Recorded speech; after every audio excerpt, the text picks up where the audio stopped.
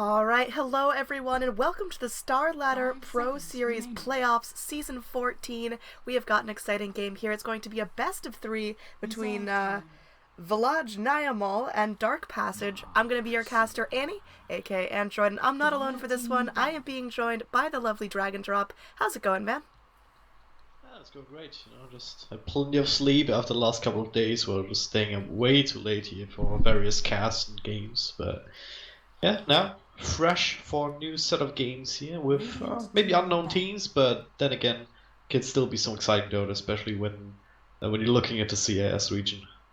Yeah, absolutely. We got a Bounty Hunter Darkseer to start things off, so Dark Passage are going to be very slippery with these little dudes. I love Darkseer just because he completely wins lanes, but he also transitions to a really nice team fighter later on, but man, the Dire, they're bringing out Slardar and Lich, two of the strongest meta heroes so far that we've seen. Yeah.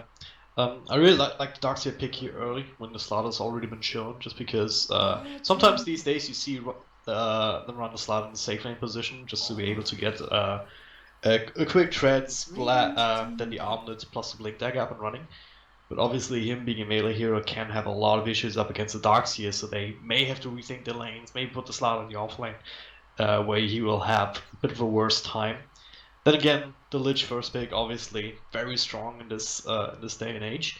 If you can deal with the fact that it doesn't provide you a whole lot of control later down the line, so you really have to make sure that you win the lanes on the back of that sacrifice. Yeah, I do love the Oracle pick here. I think the Oracle is a little bit of a pick to dispel the Batrider. Batrider runs really well with the Bounty Hunter, with the Darkseer, just on his own as a mid laner, just a crazy awesome initiator, but Oracle counters the Batrider super, super hard, so with Oracle already picked up, Radiant are not going to be looking in that direction. Yeah, I'm not sure if they were really thinking about that. It would have worked out, perhaps. Then again, there's also plenty of other options that are maybe a little bit better, just when it comes to combos with the Darkseer, right? You're generally looking for more AoE-focused team fights, so... Alright, maybe not. Maybe just go for the Bane, stabilize your lanes a little bit more, kind of try and combat the Lich in that sense a little bit in the early lane phase. So just have that guy to stabilize the middle lane, perhaps. Harass out whoever they find there. Do you think this is going to be a Bane Mirana combo? Could be, yeah. I mean, if you then pick up a self-sufficient safe laner, could even run that in the middle lane. Be quite effective. I mean, you've seen that a couple of days ago in the American Manila qualifiers. I believe Kingdom ran that once with lane Mirana. And that Veil into Axe build is actually super, super strong these days with the double Star Storm. You essentially just leap in, you pop the Veil, you get double Star Storm off immediately, and well, all of a sudden there's a lot of magic damage coming your way that you cannot necessarily deal with, even with the Oracle in the team. Yeah, that's going to be super dirty, and there is still a one ban left, so maybe Mirana's something they look to take out. I'm actually surprised Mirana hasn't gotten any love yet. The last games I cast for this series, Mirana was either picked or banned in the first two phases. Yeah. It also seems to fit here with the kind of CS mentality, especially in this meta, being buffed a little bit with everything that's happened, and of course a very aggressive hero, a hero that still requires you to do something along across the map.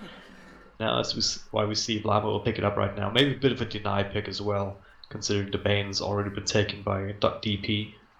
Yeah, I'd say definitely a deny pick. I'm not quite sure how they're going to set Mirana up. They might run her as a position 1 and put Slardar on the off lane and pick up another mid laner, but they definitely have a lot of flexibility in their lanes, but I don't see where the real synergy with Mirana is going to come in. They don't have a Shadow Demon, they don't have a Bane, they don't have like a Winter Wyvern or anything to really go in and start things off, so we'll see how many arrows she's really able to hit. Yeah.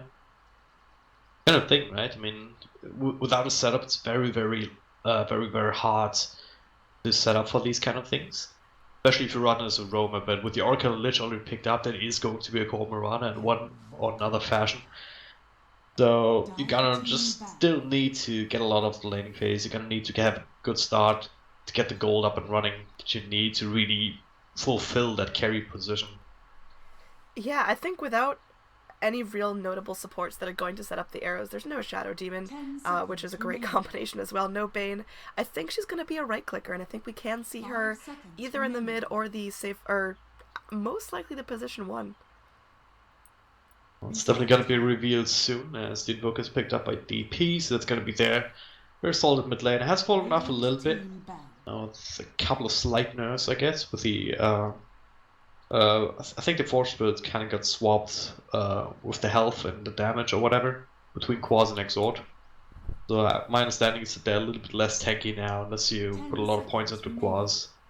And normally we see Invokers kind of just put the 4 points into it and then max out Exhorts completely for a ridiculous amount of damage and health points on these things, which made it very, very much impossible for the supports to deal with. Then again, Oracle and Lich also not the best deal with Force Spirits anyway.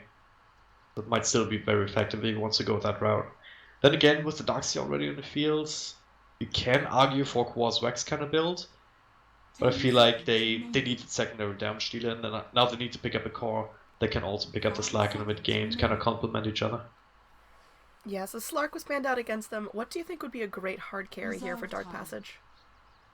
Maybe just a Gyrocopter. Nothing wrong with that, together with a Darkseer.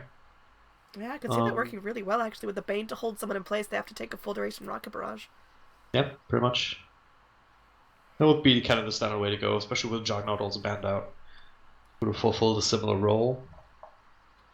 Anything else really doesn't come to mind. Sven would have obviously been amazing with Vacuum into Stormhammer combo if you can get that off. All the damage that you need and all the control. Oh man, is this gonna be? Is it? I think it's gonna be a position 1 Void. I really don't know how I feel about that. I don't know. Maybe this is the Waga build with the minus the Radiance, which is obviously the best build on any hero in the game. So hey. I don't know if Void's gonna get big enough to really contest what a Slardar and Mirana can put out in terms of damage. Yeah, that's the thing. It feels a little bit thin in the mid game, right? Invoker's gonna have to do a whole lot in terms of damage because you have a lot of control, teamfight control between Darkseer and Faceless Void, a little bit of single target pickup between Bounty Hunter and the Bane. Yeah, it's not the biggest synergy between all of the components of the draft, right? It's like they want to do 2 different things. Darkseer Invoke and Faceless Void, kind of more teamfighty and control-y, with Bounty Hunter Bane that's really looking for these solo pickoffs. And might still work out depending on how the laning phase goes, depending on how much pressure Bounty Hunter Bane can actually pick up, get going to kind of transition them into the mid game and to a point where the Faceless Void can really do carry work. Alright, so it is going to be a mid Mirana and core anti-mage. Mirana's going to go for more of that right-clicky build. I don't think she's going to be able to rely on those arrows, so she might just straight go Aquila into Ags. I've seen that build a couple times now, and it's pretty successful. That is, if she's uncontested mid lane, but Invoker, he has the potential to really lock her down. She's slippery with that leap, but he has so much damage. He will be contested, especially considering that there's a Bounty Hunter field, right? And this kind of is one job when there's no jungler on the enemy team. Just try and annoy the mid lane as much as you can. And despite the leap, it's not actually the longest range at level 1. So if you get enough slows on top of her and a cold snap obviously as well, you should still be able to pick up the kill, unless she leaps right under the tower. Alright, so it looks like we are going to have someone reconnecting, and we're going to head back into the action. Oh, we got a little bit longer to wait. Maybe not. Spoke too soon, Annie. Spoke too soon. Yeah, I worry about on the side of Dark Passage that they just don't have the beef to back up the magical damage. They've got Invoker that can absolutely dominate teamfights, and they've got Bounty Hunter to be a pest and continue the gold spiraling in their favor, but where's their big front liner that's going to get in and lay the damage in? Like, you know, VLAMO got that anti-mage and that Slardar, but Void just feels underwhelming. You usually see him run as an initiator, not a core. Yeah, that's the one problem that he has. He, much like Mirana actually, you do need a lot of items to really be that carry. It's gotten a little bit better here with the changes from Time Lock, which does some more damage overall, even outside of the chrono. So all you really need is a bunch of attack speed to really make that work. So it can work. Need a bit of luck obviously on bashes to get that extra damage out, but It's, yeah, as we just said, it feels a little bit thin. They need to hit a little bit of a later timing. But with VLAMO, they have a lich to control the lanes.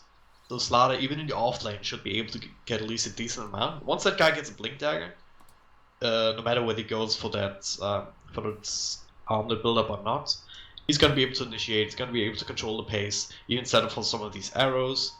Mirana, if she doesn't get ganked, if she doesn't get killed in the middle lane, she should also be at the point where she can contribute in the middle game, just on the back of the magic damage at the very least. Yeah, I think VLAMO just have an all-around more solid draft. Their lanes might be a little trickier. They gotta keep anti-mage safe. Slardar might have a tough time getting farm, but overall, I think they just bring more to the party. So Sunstrike hitting in base, classic Invoker fashion, but without further ado, we can go ahead and introduce the teams here on the side of the Radiant. We are going to have Dark Passage heading towards mid lane, just wandering about is going to be Cozy on the Bounty Hunter up here in the off lane. We are going to have Revo on the Darkseer. Our actual mid laner will be L4W on the Invoker. Over here in the bot, it's going to be posing as me on that safe lane Void.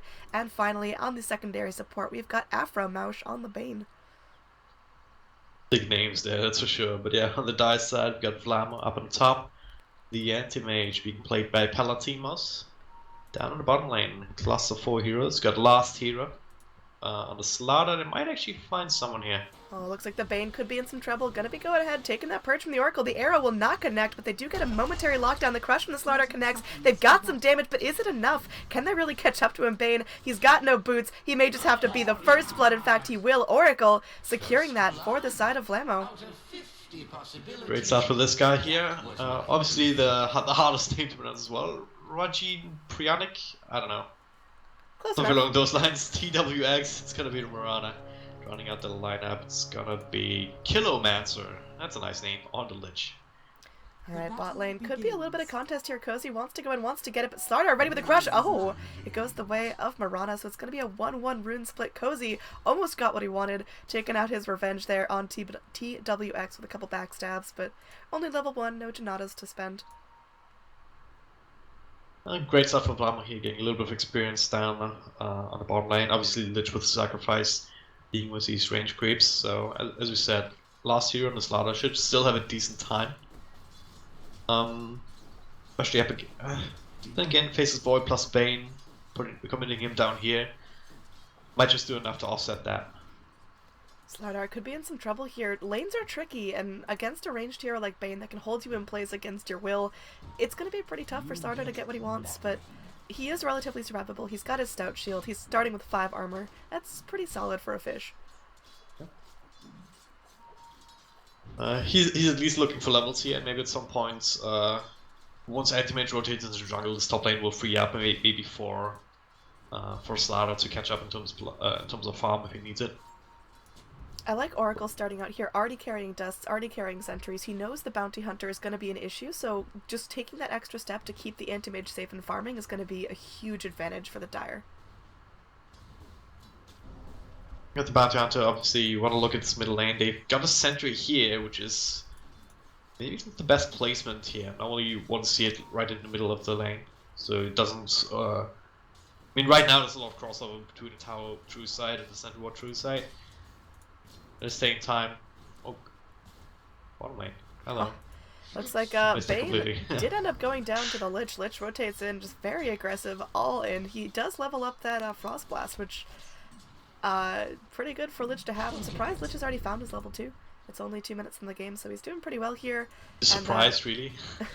Yeah, I mean, Sacrifice is good, but alright, whatever. No, I mean, I'm surprised. Do you realize how good it is? It's pretty good. I'm surprised Lich was able to rotate down and use it so effectively. Just get exactly what he needs, get those levels, and go in. Having a rotating range support now is going to be fantastic for the Slardar. He's not going to feel so vulnerable. As long as Kilomancer's down here, Bane can't really feel safe, despite his really decent health pool, plus a decent armor as well. Oh, top lane. They do get a dust here onto Cozy. His Ghost Walk can't help him now, and I was going to go try to deny to neutrals. Can he get it? Yes! Satyr Blast MVP getting pinged out there by Anti-Mage. So the neutral goes through onto the Bounty Hunter. No kills for AM just yet. That just really feels bad in that situation. I mean, the kill for Anti-Mage, kind of hunger for that in the early game. Maybe they could avoid that with Oracle were just to Oracle were to just get the hell out and not trigger the Shadow Blast, because I believe it triggers at like 3 heroes around, or 3 units, just like the other, like the Santa Storms and the Hellbear Smasher things. But hey, things like that happen sometimes, so I'm just gonna shrug it off. And not like he's doing badly, right? Anti-Mage sitting on top of the last headshot. Yeah, Anti-Mage also goes in, and with a very cheeky blink and tango, he does take out Bounty Hunter's ward that he used to de-ward here, so both wards eaten at the exact same time, forcing Bounty to spend another just to make sure this area is free of True Sight.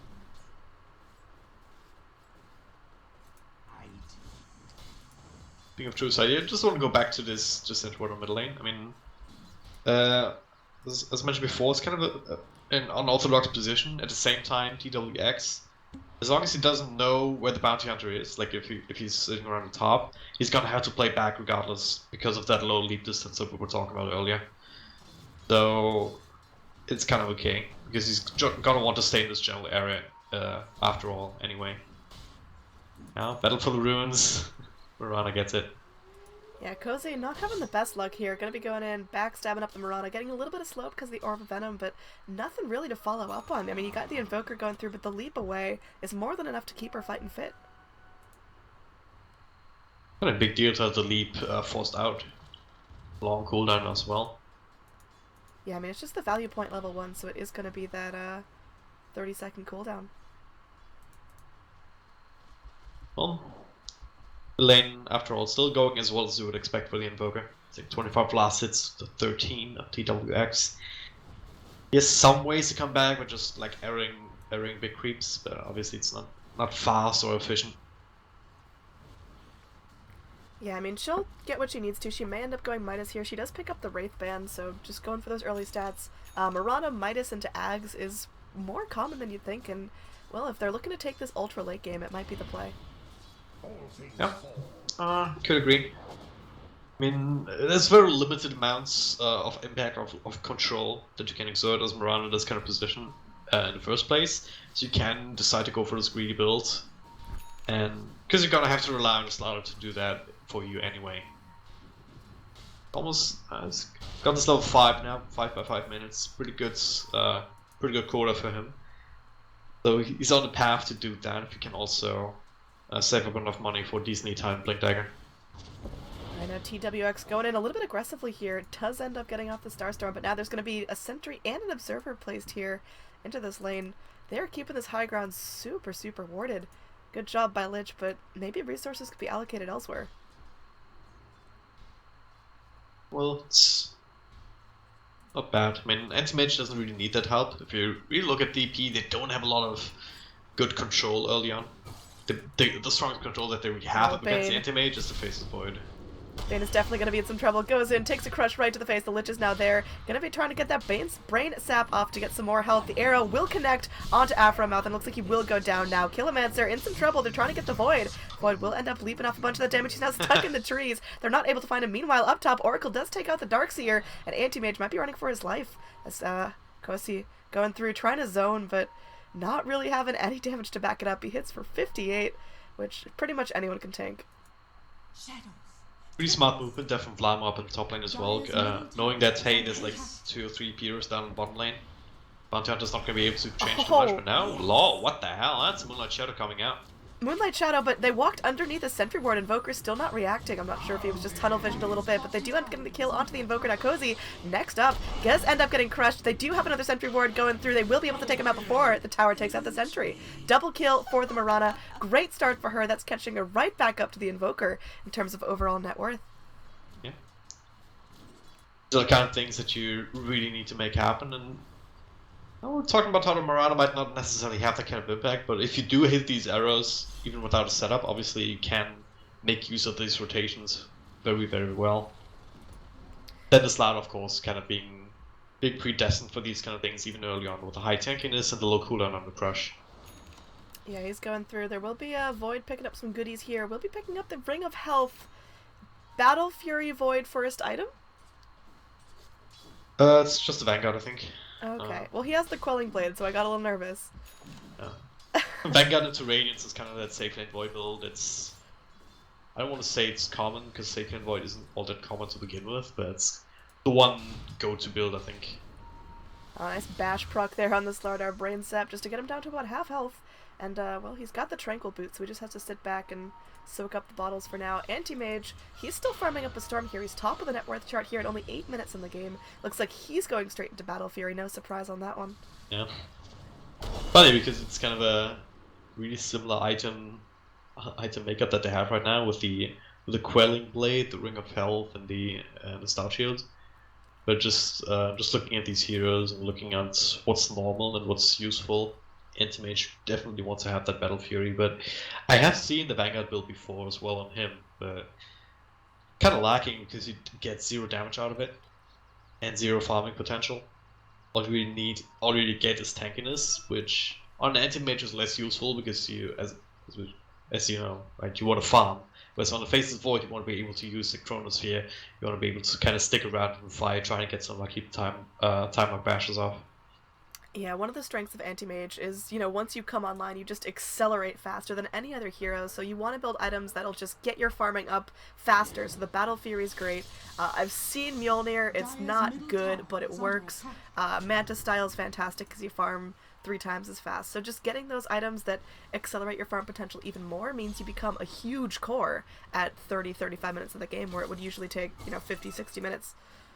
Down bottom, Void. He wants to go in for this. He has his Chrono. Will get crushed up. Last hero able to slither away here, and looks like they're trying to bait the Chrono, but it won't be successful. Void not able to find that angle as he already used his leap. That's good escape though. Good crush, kind of keep the Chrono from coming out. It didn't have the best synergy with it, so it would have really been on the Void, maybe Shoei Toss and the Bounty Hunter. But which is another story, right? If you look at the Bounty Hunter, he's on level 3.5. A really hard time getting to this level 6. Yeah, I mean, Bane, you really want that level 6, because that's going to be one of your strongest lockdown tools. Slardar going in, zoning out his buddy. This guy is playing bodyguard. We've seen his crushes just be completely effective at keeping back the Radiant heroes, and hopefully he continues to be able to keep his team safe. He's getting much more of this lane than you really should, honestly, with the Bane. Absolutely. But, yeah. The Lich effect really comes to show now, and not just with the sacrifice, but also just walking up with the Frost Blast, resting out a little bit, now hitting this level 6 too off that. Oh, the courier could be in some trouble here. Mirana looks like she has her eyes on bigger prizes, going through with the arrow. They've got the Oracle Purge. Can Revo get away? That is just a dead Darkseer. Now Mirana activating an Arcane Rune as she Moonlight Shadows as kind of a screw you. Cozy left to clean up the mess of these neutral creeps as all the Dire heroes get away safely. The score is 0-7, and that is telling a scary story. Yeah. Now another arrow that will be tanked up by a creep, so Law should be fine in the middle lane. Yeah, they're making these movements work. They're creating the space for the Anti-Mage. Using Mirana as well as you would expect. Has the Aquila now. Can maybe go for treads or something like that, or face boots even. Before going into Midas or Eggs.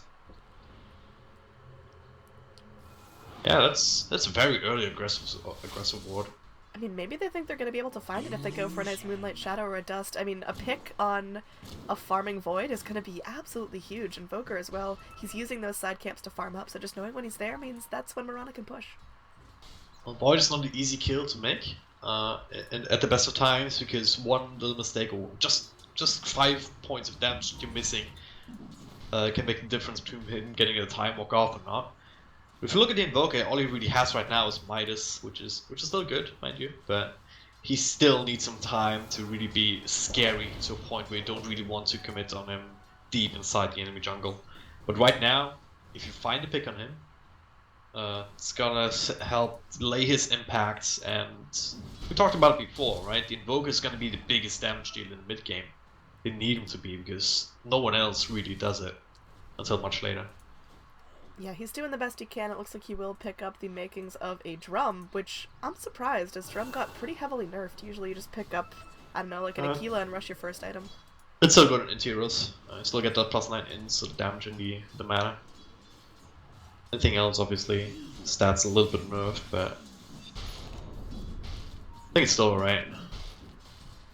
Alright, looks like Radiant, they're itching for a kill. They haven't found anything just yet. And Bane, he needs his level 6 really bad. It's 11 minutes in. He's still got a ways to go to get that 6. And Void hasn't popped the chrono. Because, again, what's the real follow-up? Oh, the arrow! Oh! The arrow almost on Cozy as he encounters Tome of Knowledge delivered. He'll be able to eat that up and get pretty damn close to zone level 6, which is... Oh, last hero. He's in some yeah, trouble. he's in trouble. Gonna Void? Okay, just walking straight through that chrono. He's gonna go crush. He's gonna try to sprint out of here. I think Deny to Roche may have been the better pick, but either way, kill goes to the Invoker. That's gonna help him out a whole lot, giving him about 250 gold to work with, and also just getting the Slardar out of the field for the next 30 seconds. Bit of unfortunate timing here as Cozy just ate so much knowledge plus the bounty runes, so he's only now got his level 6. So any extra kill they can get now on the back of that, they'll be able to catch up a little bit quicker on the back of the track goals, but well, that's predicates them actually getting kills, and so far that was the first one that they've been able to make happen. Despite that though, the Invoker sitting at pretty good net worth. Bit surprising perhaps. Invoker also plants a happy little tree underneath his tower and just kind of leaves it there. Thought it was going to tank up. Cozy! No. Eating an arrow to the back of the head. The Starstorm connecting from the Mirana just chunked down. That was 3 hits. And little Gondar goes back to base. Mirana now having 2,200 gold to work with, and perhaps getting a tower off the back of this relatively soon. Don't have the best push, unfortunately. So it's the one thing that the line is missing until Anti-Mage can really get going and fulfills the split pushing role. Till then they're just gonna have to try and find some more pickups. They have the Blink Dagger started now, and they will find posing as me. The face Void into the arrow, not gonna hit it though. He's sleeping away. They're rotating in everything for this Radiant now. It's do or die as Invoker. Well, he could be caught out. Now there's gonna be a shadow walking bounty hunter and just a TP out. They don't want to lose the Oracle here, a little bit deep, so everyone goes back to playing safe, but VLAMO, they're in a really good spot right now. Here, looking at the overall net worth chart, it's about 2,000 in their favor. They've stopped accelerating a little bit, but they're still holding strong to the lead. With these even more aggressive observer wards coming out, really like this because right now you have the Moonlight Shadow, you have the Slardar with the Blink Dagger, so not going for that quick armlet that we see safely in Slardars go for. Oh now man. Look at this. Bane, there's that level 6. They're going on to kill him, Answer, but oh, Slardar, Bodyguard, once again going through with the crush. They get the kill onto Bane. Now they're chasing down Cozy. He does have that Shadow Walk in another second, but do they have any detection? Looks like Mirana's coming through. She wants to land another arrow. Still a couple seconds on that. Cozy might end up just getting chunked down from a Starstorm. Great play by the Mirana. Everything is going in favor of their Dire right now, and oh man, VLAMO, he gets away, or last hero rather, gets away from that. We'll be taking some Purifying Flames, healing him back up nearly to full health, and well, his Tranquils will come off cooldown soon, and that'll help him out as well. The amount of sustain that Orc can actually give is ridiculous in these kind of circumstances. I mean, last year he was down to like 100 health points, now back up to full with just a couple of spells. Yeah, doing all of that, Anti-Mage is farming. Mirana is helping snag up these kills, and yeah, the game plan is working out exactly the way they planned it to. Have the Slardar be that space creator, Mirana kind of providing that extra bit of damage to make that work. And Anti-Mage, yeah, as I said, he's farming up the Storm, as you mentioned earlier, has the Battlefield now available. Looks like the first tower of the game may end up going in favor of Dark Passage. They really want this top tower, and that will open up the Dire jungle, which is a pretty important objective. Meanwhile, mid lane, Dire, they're taking a trade of their own. They're going to feed this tower to Mirana, who is going to be going for that Aghanim Scepter on top of that Aquila, like we talked about. Still agonizingly slow, this push from VLAMO. Yeah, Looks like Mirana's going for the Aghanim Scepter, so that's actually is a good pushing tool as well if you think about it. Just go into the creep wave, one Starstorm from the Ag, the second one from the Starstorm, from your normal spell, and then the creep wave is pretty much annihilated. Looks like they aren't able to polish off the tower just yet, so Dire, they're rotating through. Looks like they are pinging out Roshan. Are they just going to stroll into the pit? Or are they going to go smoke or do something cheeky? They could go into the pit easily and bring down Roshan, but probably want to smoke or at least find a pick off or two before that happens. Or at least maybe the tier 1 tower in the middle lane on the Radiant side, which is still pretty close enough to the pit for DP to be able to react. They still have the Chrono, they still have an Invoker. with a lot of levels behind him. So don't necessarily want to commit to Roshan without having some security in that sense. What do you think of the Invoker opting to go straight for the Blink Dagger rather than a Force or a Yule's?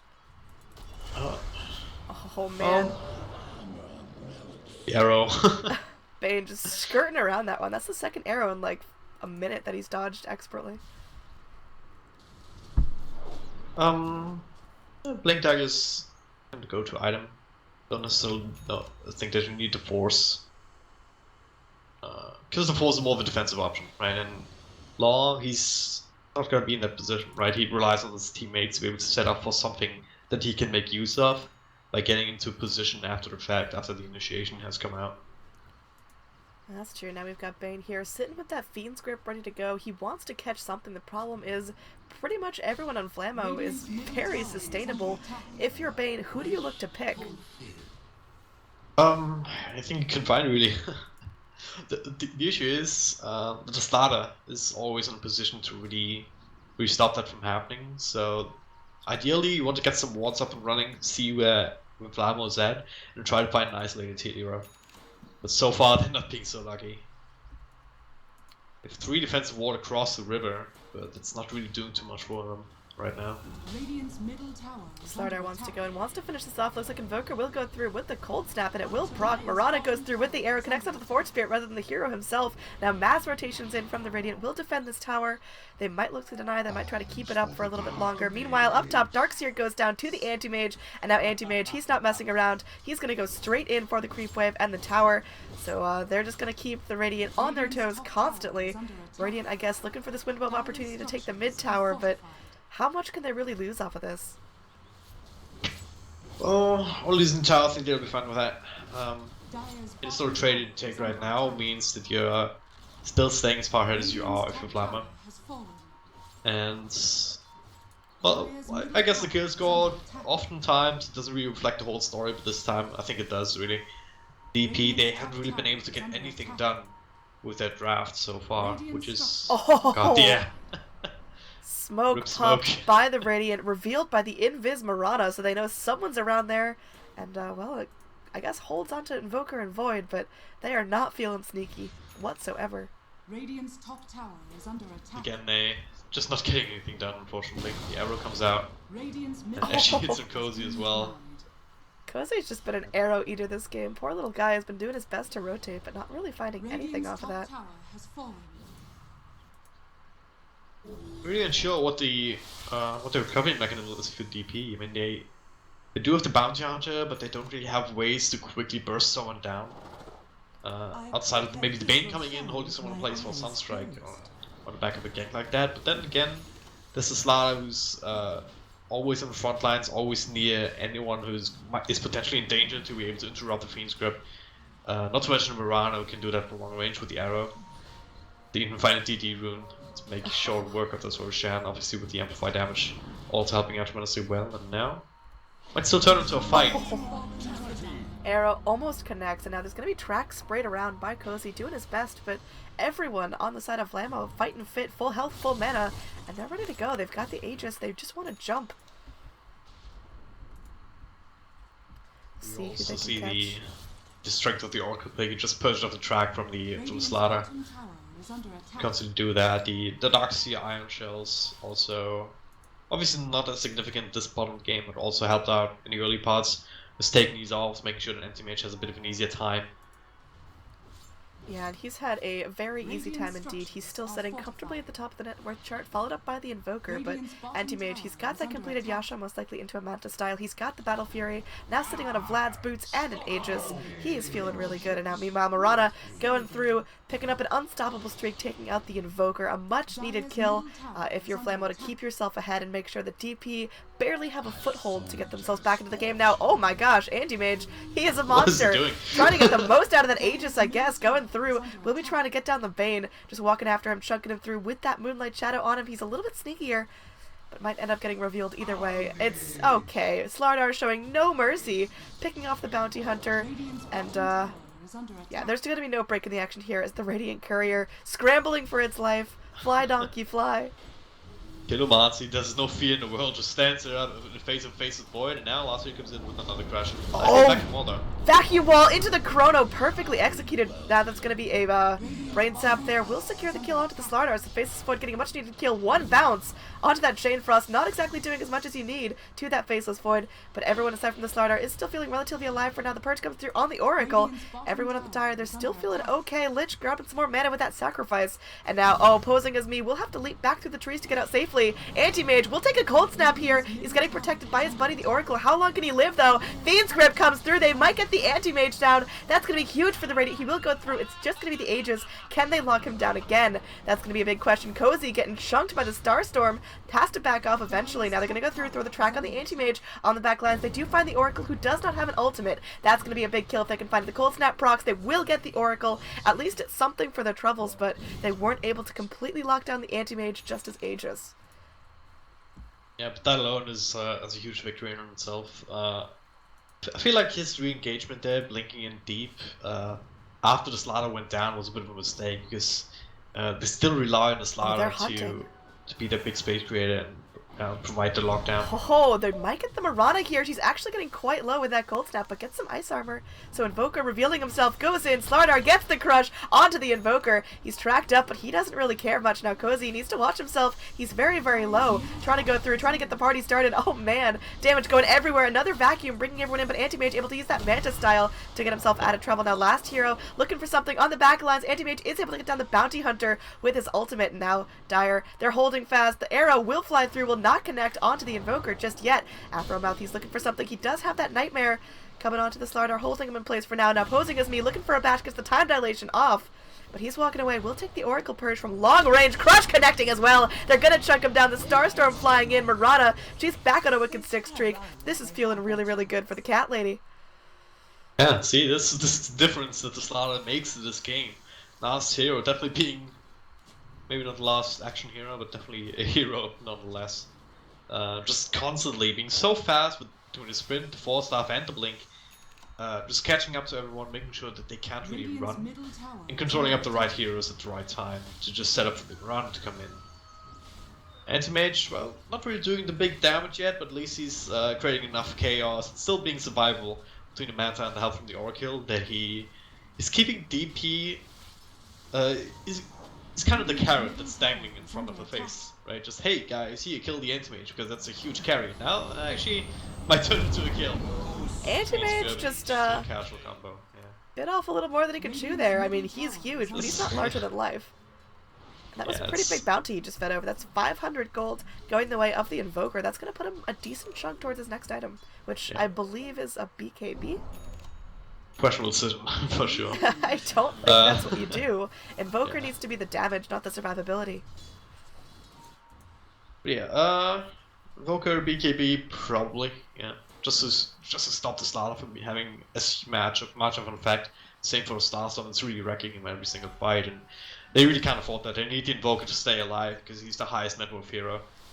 He might still be the Agnum Subject if he wants to have a little bit more faith in his team to try and protect him.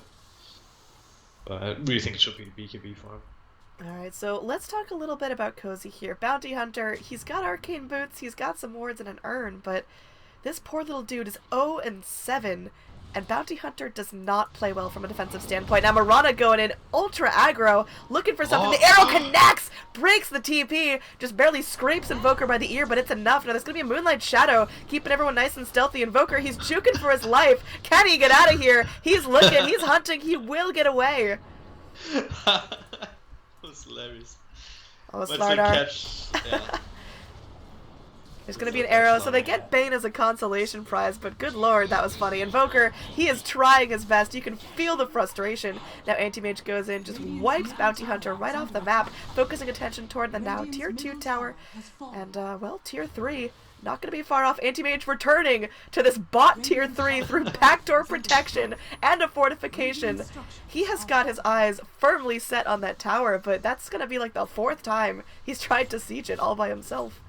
You forced out a glyph now, so without the Bane, it's less of a problem. Just him being green script from long range. The only thing he has worries about still is the Chronosphere, though. Yeah, they're having a really hard time. And yeah, to come back to the Bounty Hunter that you were mentioning earlier, and he has had no impact this game, which is the biggest thing. Right? Normally, Bounty Hunters, sometimes it's okay if they don't really get anything done in the early game, as he didn't. But it's only okay if you are actually able to find kills and back on track to kind of get your team back in the fight, more or less, and make sure that they can get something extra from every single kill. Well, that's the problem, right? They're sitting at 4 kills total, 27 minutes in. So that obviously hasn't happened because they didn't quite have the facilities to make these pickoffs happen, even when they got the tracks off. Yeah, we talked about how there's limited comeback potential, but how long can DP really hold the high ground? Can they just kind of sit there with ion shells and invoker, spamming out meatballs, and keep it going for another 20 minutes? Potentially, yeah. That's kind of the flip side. If you look at the lineup, invoker is doing quite well still. And got something on the cards. It is going to be the Diagonal Scepter. All right, so you want to be able to cycle through spells, also considering that high ground defense, right? So Invoker pretty damn good with his AoE spells, and you have the Vacuum Wall, Darkseer. You also have the Faces Void to kind of lock people down a little bit more. Between these 3 heroes, they have they're scary enough that VLAMO just doesn't want to go in head first. They'll probably want to wait for the next Roshan, which we will know when he will respawn in a moment's time. And then also just split push it out on the back of the Anti-Mage. Yeah, Roche is going to be a pretty quick respawn here, about 30 seconds left on that little dude, and that's going to be a sizable advantage if the Radiant can get their paws on it, but I really doubt they're going to be able to get that far from their base, and even if they do, what's their team fight? Imagine the perfect Vacuum Wall, the perfect Chrono, the perfect Invoker nukes. Do they have any damage on top of that? Is that really enough? Should be, yeah. You don't necessarily need to kill everyone. Right? I mean, if you bring last hero down, he's gonna feel very, very apprehensive about actually continuing what the slaughter things, right? Just constantly re-engaging and chasing. Then for Morana, really, you don't really want to blink and leap across when you have like 200 health points left. Speaking of Morana, it's already sitting 1500 max, so it's like not the biggest health pool. Anti-Mage, similar kind of story. Obviously, he has the spell shield to offset it a little bit, but even though that combo may not kill everyone right off the bat, these mobile heroes might be able to escape. They won't be able to re-engage. Alright, so Oracle here has about 2,000 golds, and that's going to be a decent chunk of change for the support who has surpassed the Lich, has surpassed both of the Radiant supports. So what's Oracle looking to build here? Can we see something real funky? Might just be... I don't know, actually. I mean, you have the Eastlands or who you want. Could just go for a gem, alright. That works. Outside of that, some more utility, just 4 staff, stuff like that. Looks like Morana will scout out the Roshan. That's going to be a pretty big pick for her. She's double damaged up. She should have no trouble taking it solo. Well... You're gonna need some help, right? Even with the DD and Morana. But obviously, with the amplified damage, that's the biggest thing that allows them to take Roshan as quickly as they do. Sunstrike comes out to scout it, but it's way too late. Yeah, you saw Bounty Hunter walking towards the pit, then immediately just turn right around, 180 degrees, saying nope, as soon as he heard that the Roshan had fallen. And Dire are doing a phenomenal job, particularly the Oracle, with these sentry wards every which way on the map. From minute 1, they had really comprehensive vision of the Bounty, and that's one of the reasons he just never quite found any sort of impact in the game.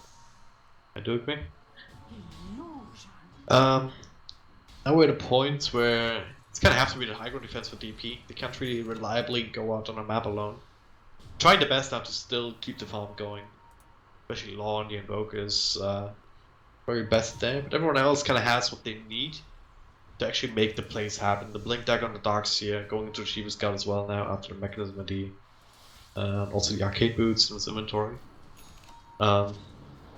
Faces Void with the Radiance can still make a difference. There's no MKBs or anything, or BKBs on Anti-Mage or Morana just yet.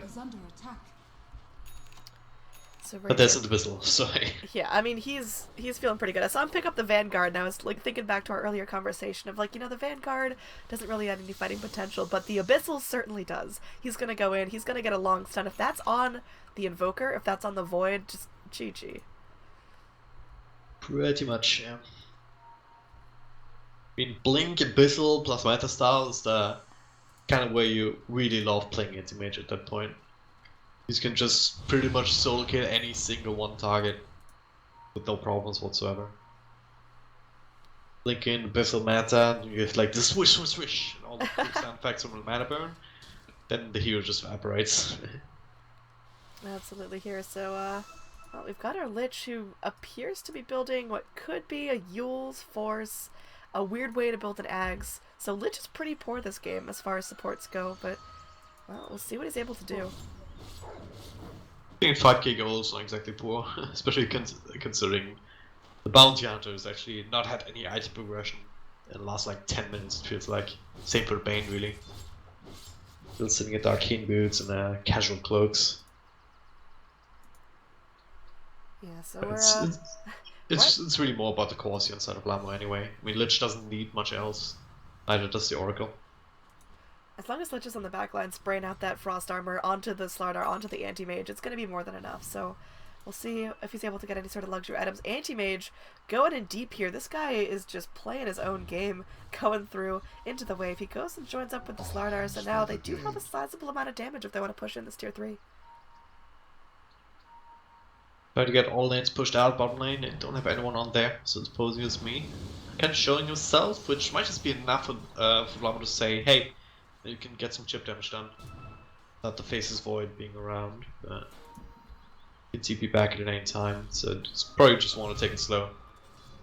Maybe just send illusions up on high ground. Yeah, there it is. Darkseer got a little bit cocky, will end up being able to TP back to base, but that was a risky play. If Murata had initiated with Arrow in the right direction, would have been GG Darkseer.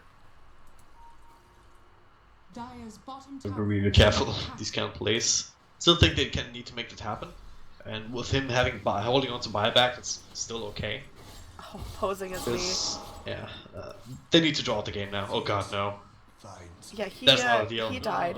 He just got surrounded by Anti-Mage and friends, and well, he didn't have enough mana for his time leap because of that Anti-Mage passive mana burn, which is super, super good. It burnt him down from pretty much full mana to absolutely none. Oh yeah, it's a fun time. Luckily his buyback just ticked in terms of gold, so he does have that available if necessary, and might have to, honestly, with Anti-Mage. Kind of take care of the bottom lane, middle lane being pushed in by the rest of VLAMO. Gonna have pressure on 2 lanes, there's no tower in the bottom lane. I feel like they really need that kind of lockdown if they want to wish to win any fight. I'm going to see Darkseer showing off for Shiva's Guard, but I don't know if that's enough here, as, well, the Rags are very heavily under siege, and another fortified forced out from the Radiant. They're going to hold the best they can. Tornado comes through, only catches on Anti-Mage's illusions. He managed to juke it out. Now the melee Rags will be the first casualty. I know they're just going to back off here. No, they're cleaning out creeps. Anti-Mage, he's got his eyes completely on the prize. He wants to go back in, but he knows up against a full lineup of Radiant heroes, it might be a little bit much to bite off. Yeah. There's a freebie that they've gotten. Obviously, Void being in that awkward spot where you only have like 10-15 seconds left on a death timer. We don't necessarily want to buy back. They kind of needed it to really put the fee into VLAMO of continuing that push on Rags, so they opted to let it go. Still only 1 Rags. Melee Rags. It still hurts, but it's not insurmountable. Still have a chance to come back to this if they can start scaling a little bit more in terms of right-click department on the Faces Void. I think that's the biggest thing for them right now. Just needs attack speed if nothing else. Yeah, I mean, Void, we talked about it in the draft a lot. He just seems to fall flat as a core. Like, what does he really bring to a fight that no other core could? Like, is the Vanguard Radiance really enough to make him a frontline fighter? Not anymore, not when the enemy team is so far ahead. Don't really care about the damage as much, and now look at this. Cozy just getting shredded. There is going to be a really nice Chronosphere coming through. Invoker lays down the meatballs, and that's just not even enough. There was almost the perfect initiation they could have gotten there, but still, the Dire, they're winning. They have not lost any. Slardar got low, but he's still fighting, and the GG comes out as Radiant. They give their last defense, but it was not enough. So game 1 will go the way of VLAMO. This is a best of 3 series again, so we're going to be back for game number 2. But first, what do you think was the key point in that game? Why did VLAMO get so far ahead? What was that one turning point that allowed them to get so much momentum? Wasn't just the one point, it was like just them being able to execute their strat, right? The Slardar was able to farm and get levels unimpeded. The Muranos are able to do a whole lot with the rotations together with the Slardar to create a space for the Anti-Mage. And Lich and Oracle, Lich obviously stabilizing lanes, making sure that their cores can have that kind of space, have that safe laning phase to make these kind of plays. And the Oracle just being there as insurance to kind of keep people safe. We saw in that very last fight, the BKB and Anti-Mage kind of negated the Invoker entirely. And last year on the Slaughter was just saved by the false promise from the Oracle, so they could still take the fight without losing anything. That was the point where you say, alright, they're just too far ahead. They have all the tools that they need to defend against what little we have to throw at them. Alright, so we'll see if DP are able to bring that back for game number 2. Again, this has been Starladder Pro C's Playoff Season 14. I've been your caster, Andy. That's been Drag and Drop, and we'll be right back after a couple minutes.